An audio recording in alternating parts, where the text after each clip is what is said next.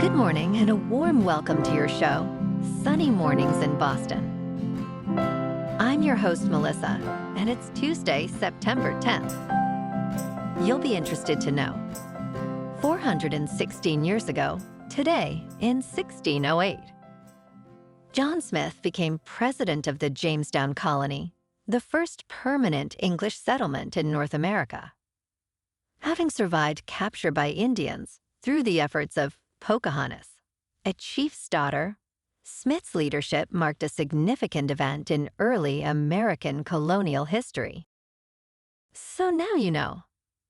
And now, it's time for the weather report. It looks like we're in for some beautiful sunshine today, with temperatures hitting around 76 and a light northwest breeze. Tonight, expect clear skies with a low of 55 and calm winds. For all you beach runners out there, the first low tide Tuesday will be just after 10:30, with the high tide at 11:15. The nearshore buoy at Cape Cod Bay reads 67 degrees for the water temperature. Looking ahead in the weather, expect sunny days ahead, with highs ranging from the mid-70s to low 80s, and gentle winds from the northeast and southwest. Nights will be mostly clear, with lows in the upper 50s to low 60s. Bonjour, food enthusiasts. This podcast is brought to you by Versailles Cafe and Pastries in Encinitas. Nestled on El Camino Real South, just north of Encinitas Boulevard, this cafe is a haven for culinary delights. Indulge in their amazing Eggs Benedict or their gluten-free crepes. You can grab a panini for lunch or just breeze on through to get your morning coffee. They are open every day from 8 to 5. So stop on by and don't forget to tell them Sunny Morning sent you. In local news, an ancient gold and carnelian necklace, looted nearly half a century ago, is returning to Turkey from the Museum of Fine Arts. This artifact, dating back to between 550 and 450 BC, had been displayed at the museum since its acquisition in 1982. Recent investigations revealed similarities between this necklace and some jewelry found at an archaeological site in western Turkey. As pressure mounts on museums to repatriate stolen artifacts, this return symbolizes the importance of international cooperation in preserving cultural heritage, according to officials from Turkey's Ministry of Culture and Tourism.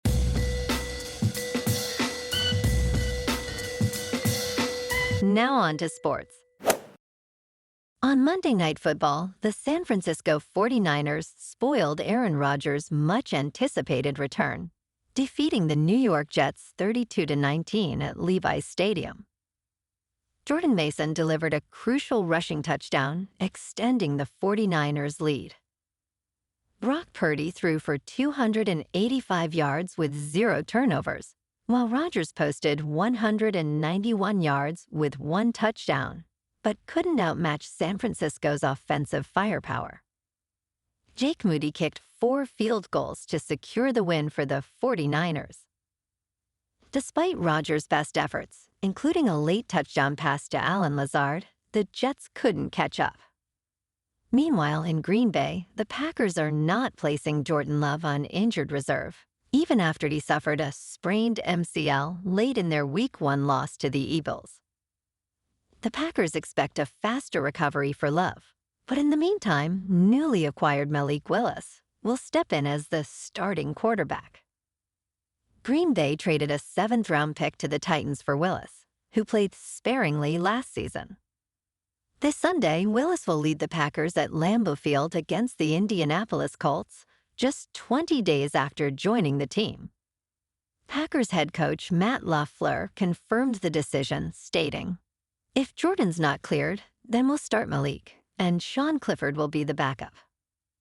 Willis, who started 3 games for Tennessee last year, will have his hands full against the Colts' defense.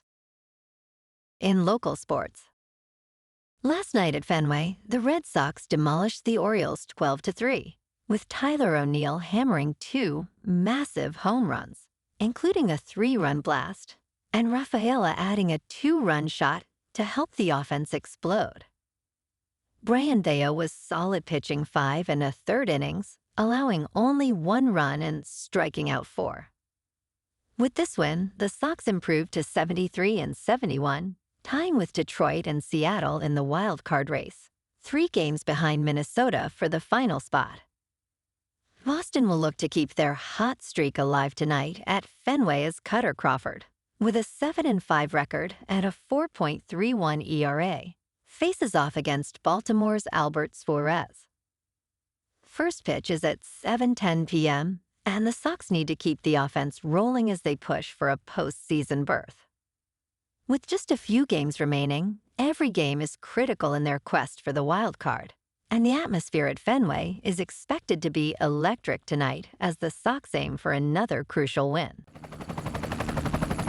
In top news, Apple has unveiled its latest innovations, featuring AI-enhanced iPhones and AirPods that can function as hearing aids. During a recent event in Cupertino, California, Apple introduced the iPhone 16 and 16 Pro models, equipped with faster processors and new features designed to utilize Apple Intelligence.